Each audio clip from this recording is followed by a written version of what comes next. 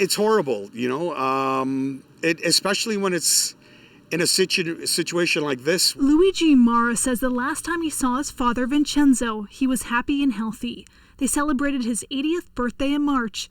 Then the pandemic hit. The visits stopped, and 3 months later, he died in hospital. The intake nurse that took him in, pulled me aside and said that he was malnutritioned and dehydrated, and she knew that he was coming from a home.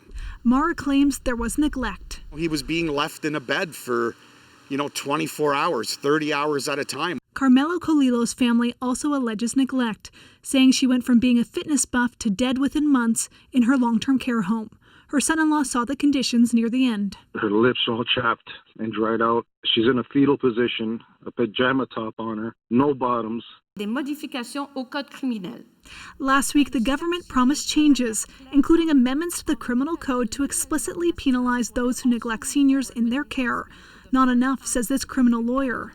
The real problem here is a lack of resources, a lack of oversight, a lack of regulation, and a lack of provincial governments doing their job, and a lack of the federal government insisting that job be done and helping pay for it.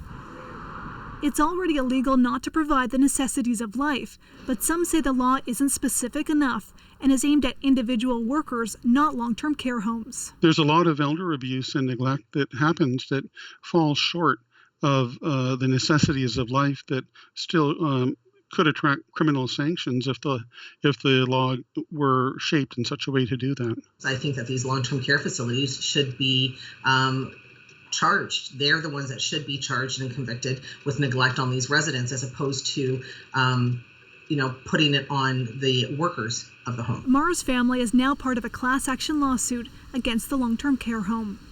Ashley Burke, CBC News, Ottawa.